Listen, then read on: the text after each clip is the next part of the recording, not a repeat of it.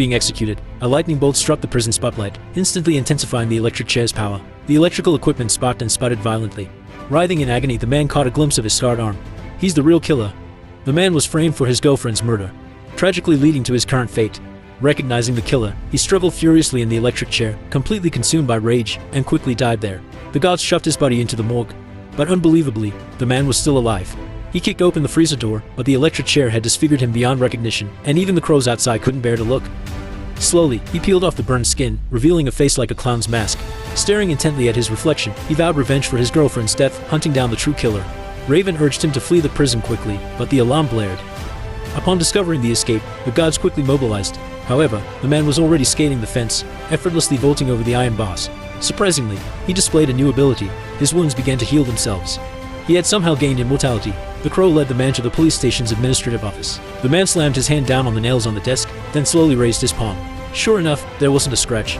The crow led him further.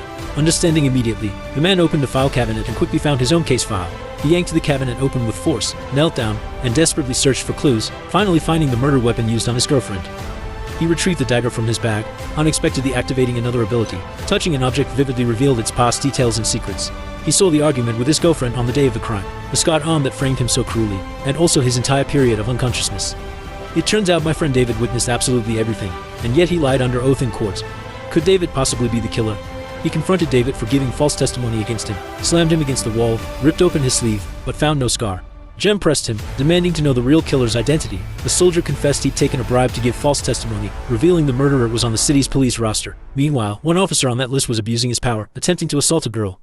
Unsuspecting, he didn't anticipate Jem suddenly appearing in the car. Jem calmly crossed his name off the list. After exiting the vehicle, the police immediately shut Jem down, the gunfire startling the girl in the passenger seat. Kagan was just playing along with the corrupt cops. He quickly overpowered the officer and told the two girls to leave very quickly. Jem took out the knife used to kill his girlfriend and cut open her sleeve, only to find that she didn't have a scarred arm. He tossed the corrupt cop aside, grabbed his head firmly, and gouged at his eyes. In death, the cop's eyes clearly showed him the scene of that night. He saw four men viciously attacking his girlfriend, who, in resisting, grabbed one of their guns. They then stabbed and killed her, including this very corrupt cop. The dumb cop was still pointing his gun at Jem, realizing only after several shots that Jem was immortal. Jem rushed forward, shoved the gun into his mouth, and angrily sent him to apologize to his girlfriend. Soon after, he quickly found the second corrupt cop on the list. While the man was waiting at a red light, Yam suddenly punched him hard and forced his way into the car. The cop thought his gun would scare Yami, but Yami quickly snatched it right away and tossed it out the car window. He then sped through the streets with the corrupt cop, stabbing him in the hand and thigh with a knife, but realized this still wasn't the scarred arm man. The patrolling officer spotted them quickly, chasing Jem's car closely. Jem calmly pressed the cigarette lighter, then drove, taking the corrupt cops with him, and crashed into the vehicles ahead. After jumping out of the car, he was immediately surrounded by police, who promptly pulled out his lighter and swiftly tossed it into the leaking gasoline, causing the car to explode very quickly almost instantly. The force of the explosion even reached the plane in the sky. After it ended, the two officers quickly rushed to the scene, only to find Jem completely gone. By then, Jem had already arrived at their hideout, unaware that the last two corrupt cops on the list were already lying in wait, ordering their men to open fire indiscriminately. As the smoke cleared, Jem was nowhere to be seen. He had quickly jumped to the rafters and then plunged a wooden stick deeply into a man. The police fired at him repeatedly, but Jem remained completely unharmed and agile.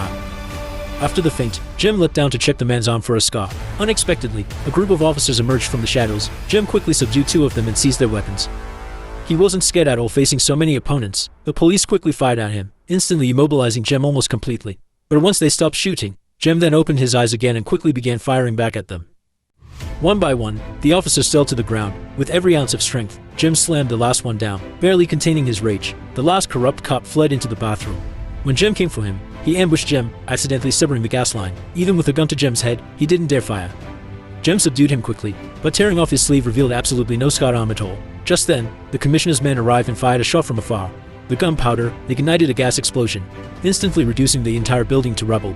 Jem found scarred arm in the ruins, truly believing he'd finally avenged his lover. His obsession vanished completely, along with his immortality. He limped warily to his detective friend's home, only to discover the shocking and awful truth.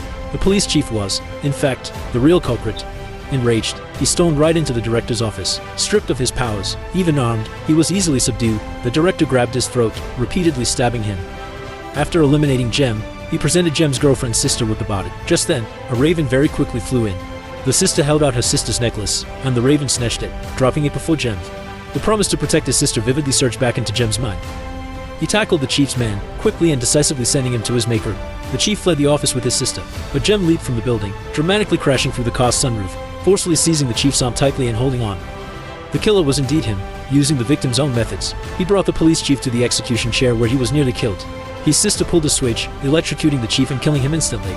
Justice was finally served.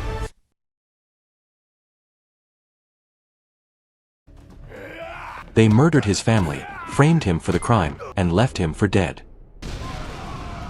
But the cartel made one fatal mistake. They left a monster alive. This is the story of a father who went to hell and back for a brutal revenge. Let's break it down. The story opens with a man named Jack, and trust me, this guy isn't just training, he's punishing himself. We see him pushing his body to the absolute limit, so much so that his hands are actually bleeding. But he doesn't stop. He can't.